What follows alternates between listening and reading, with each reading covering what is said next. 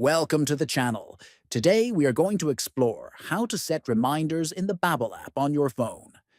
If you want to make sure you never miss a language lesson, this tutorial will guide you through the process from start to finish. By the end of this video, you will know exactly. First, open the Babbel app on your phone.